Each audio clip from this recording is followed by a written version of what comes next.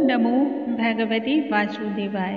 नमस्कार दोस्तों, आज के इस वीडियो में हम श्रवण करेंगे माघ मास महात्म्य के 24वें अध्याय का पाठ। इससे पहले की वीडियो में हमने श्रवण किया था माघ मास महात्म्य के 23वें अध्याय का पाठ। उस पाठ में हमने जाना एक नगर जो कि द्रविड़ के नाम से था, उस नगर में चित्र नाम वाला राजा राज्य करता था। बड़ा सूरवीर, सत्यपरायण तथा यज्ञ धर्माधिकारियों को करता था। भगवान विष्णु का अनन्य भक्त था तथा भगवान विष्णु की प्रतिदिन विधि पूर्वक पूजा अर्चना करता था। परंतु एक बार पाखंडियों के मंदिर में गया और वहां पर भस्म लगाए हुए महात्मा से उसकी मुलाकात हुई। पाखंडियों के कथन के अनुसार राजा उसके ही बातों को सुनने लगा और अपने धर्म से भ्रष्ट हो गया। उन पाखंडियों ने राजा को कहा कि तुम्हें भगवान विष्णु से सदैव ही बैर करना चाहिए, क्योंकि भगवान विष्णु की पूजा से किसी भी प्रकार का तुम्हें फल प्राप्त नहीं हो सकता है, ना ही तुम्हें किसी भी प्रकार के पुण्य की प्राप्ति हो सकती है। तुम्हें सदैव शैव मत होना चाहिए, शिव की आज्ञा का पालन करना चाहिए। शिव की जो पूजा करता है, भस्म धारण करता है, वैसे व्यक्तियों के जो पुण्य होते हैं वह शिव के सदृश से ही होते हैं। और इस प्रकार से वह उन पाखंडी ब्राह्मणों के चक्कर में फंस गया। इसके पश्चात वह हर जगह पर भगवान विष्णु की निंदा करने लगा। ऐसा कोई क्षण नहीं जब वह भगवान विष्णु का अपमान न करता हो, या फिर जो भी भक्त भगवान विष्णु की नामों का जागरण कीर्तन करते हैं उन्हें वह अपमानित या उनकी निंदा न करता हो। राजा ने हर प्रकार के धार्मिक और दान आदि देने वाले सभी कार्यों को बंद कर दिया, और यदि कोई भगवान विष्णु का नाम लेता तो उसको मृत्यु का दंड दे दिया जाता था। इस प्रकार से राजा का पूरा जीवन व्यतीत हो गया और कुछ काल के पश्चात उसे मृत्यु की प्राप्ति हुई। चूंकि उसने वैदिक सभी रीति रिवाजों का खंडन कर दिया था, तो अब उसकी अंतिम क्रिया सही तरीके से नहीं की गई, जिसके फलस्वरूप यमलोक उसे जब ले जाया जा रहा था तब रास्ते में उसे अनेक प्रकार के दुखों को उठाना पड़ा, जैसे कि लोहे की कीलों पर चलना, जलते हुए अंगारों पर चलना और अलग अलग प्रकार के जंगली जानवरों, पशुओं के द्वारा उसे कटवाया गया। राजा जब इस प्रकार के पापों को और अत्याचारों को, पीड़ाओं को सहन करता हुआ यमलोक पहुंचा, तब रास्ते में उसने बहुत सारे अन्य दूसरे पापियों को भी देखा तथा उनकी भी हाहाकार को उसने सुना। अब आज के इस वीडियो में हम आगे की कथा जानेंगे। भगवान विष्णु सदैव व्यक्ति को, मनुष्य को सत्य कर्म करने के लिए, सत्य धर्म पर चलने के लिए, सत्य आचरण का अनुचरण करने के लिए प्रेरित करते हैं। भगवान विष्णु अपने भक्तों को सदैव सत्य मार्ग पर चलने के लिए वह प्रयत्न करते हैं और कोई न कोई ऐसा उत्तम साधन या सरल उपाय निकालते हैं जिससे भक्त गणों को कभी भी किसी भी पीड़ा के द्वारा उन्हें कोई परेशानी न उठानी पड़े। आइए अब आगे की कथा हम जानेंगे। सबसे पहले भगवान श्री गणेश का हम ध्यान कर लेते हैं। श्री वक्रतुंड महाकाय सूर्यकोटि समप्रभा निर्विघ्नं कुरु मे देव सर्वकार्येषु सर्वदा। ओम नमो भगवते वासुदेवाय। लोमेश ऋषि जी आगे कहते हैं, वह राजा पहले तो तामिश्र नाम के नरक में गया और फिर अंध तामिश्र नरक में, जहाँ पर अति दुखों को उसने प्राप्त किया। फिर महारौरव, फिर कालसूत्र नाम के महानर्क में वह गया और अत्यधिक पीड़ा की वजह से वह मूर्छा को प्राप्त हो गया। मूर्छा से जब उसे चेतना की प्राप्ति हुई तब तापन और संप्रतापन नाम के नर्क में वह गया। वहाँ भी उसने अनेक प्रकार के दुखों को और पीड़ाओं को प्राप्त किया। इतनी अधिक पीड़ा से वह अत्यधिक पीड़ित हो गया और त्राही त्राहीमाम हो गया। राजा प्रताप नाम के नरक में फिर गया और तब काकोल, पूर्पल, पूर्व मत्रिका, लोह शंको मृज्जीप आदि नरकों से गुजरता हुआ असीपत्र वन में पहुंचाया गया। इसके पश्चात लोह धारक आदि नरकों में गिराया गया। भगवान विष्णु के साथ द्वेष करने के कारण वह 21 युगों तक भयंकर नरक की यातनाओं को भोगता हुआ वह अपने जीवन को गुजारता रहा। फिर नरक से निकल करके हिमालय पर्वत पर बड़ा भारी पिशाच के रूप में अवतरित हुआ। वह उस वन में भूखा और प्यासा इधर उधर घूमता रहा। उसको मेरू पर्वत पर भी कहीं खाने को ना तो भोजन मिला और ना ही प्यास बुझाने को पानी ही। इस तरह से दुखी और बेदहाल अवस्था में पिशाच घूमता हुआ एक समय ऐसा आया जब वह प्लुत प्रस्त्रवन नाम के वन में जा पहुंचा।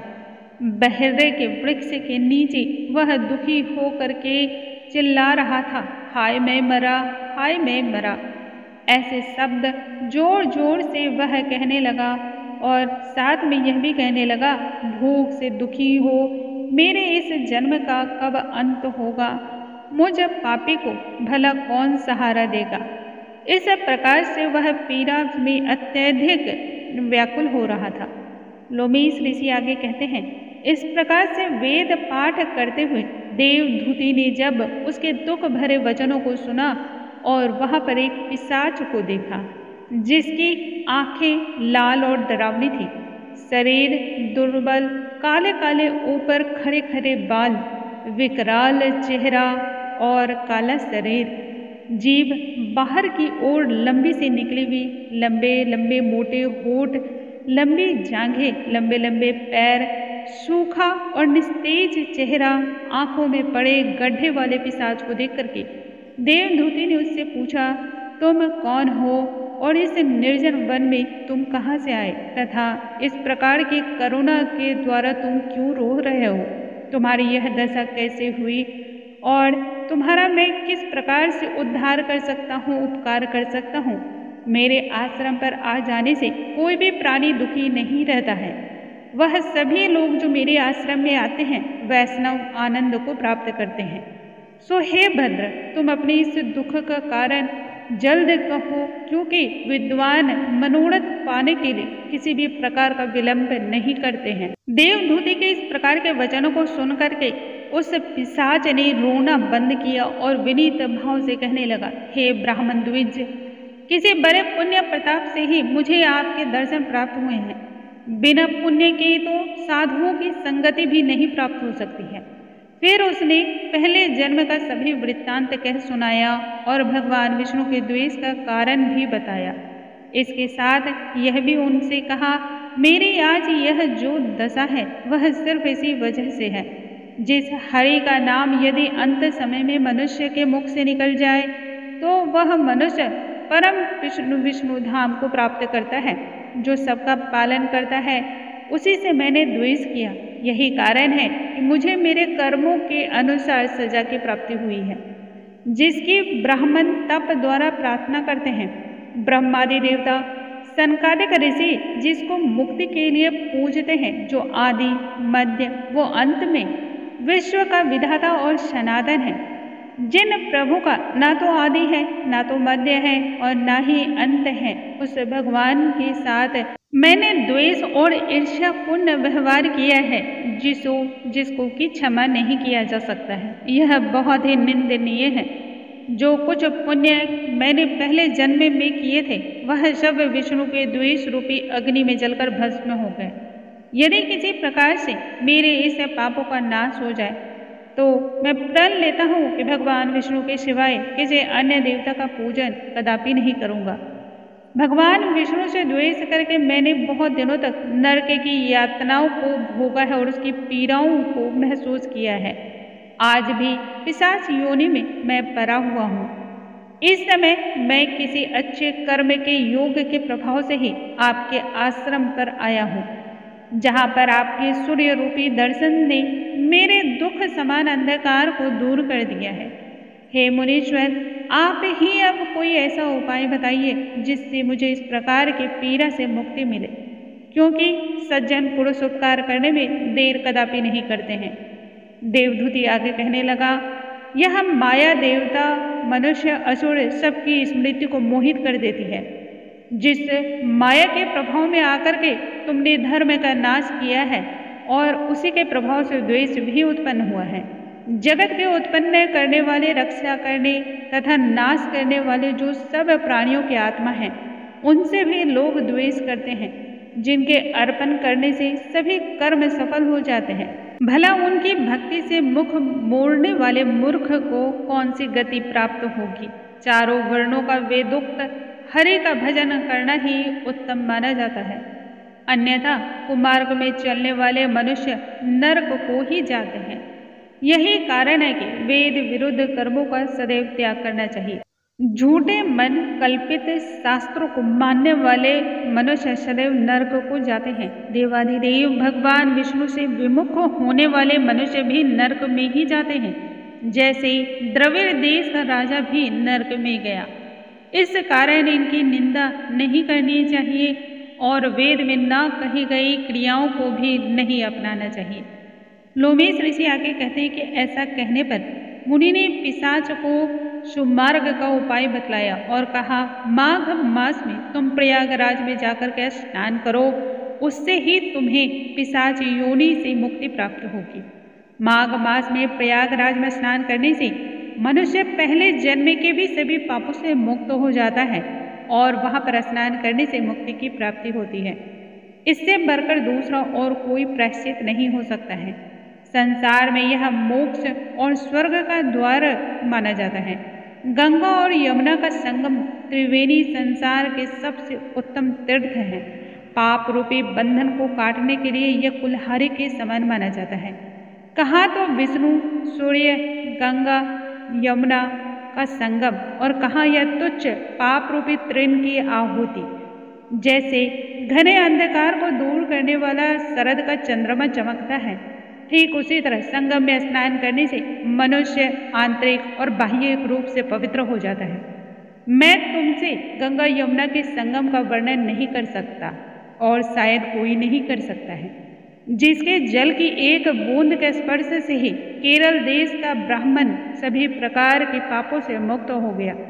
ऋषि के ऐसे वचन को सुनकर के प्रेत के मन में शांति उत्पन्न हुई और मानव की सभी प्रकार के दुखों से मुक्ति प्राप्त हो गई। प्रसन्नता से उसने विनयपूर्वक ऋषि से पूछा, हे ऋषि, किस प्रकार से उसे मुक्ति की प्राप्ति हुई? उस ब्राह्मण ने कौन सा पाप किया था? यह आपके श्रीमुख से सुनना चाहता हूँ। दोस्तों, इस प्रकार से माघ मास महात्म्य के 24वें अध्याय का यहीं पर समापन होता है।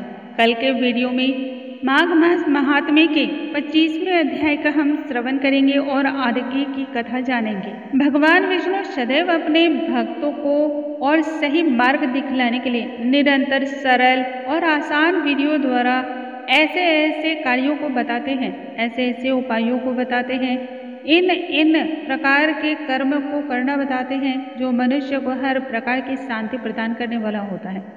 बस मनुष्य को जरूरत है उन सत्य कर्मों पर चलकर उन आचरणों को अपने जीवन में उतारने की। कल के वीडियो में नए अध्याय के साथ हम फिर से मिलेंगे। तब तक के लिए नमस्कार दोस्तों।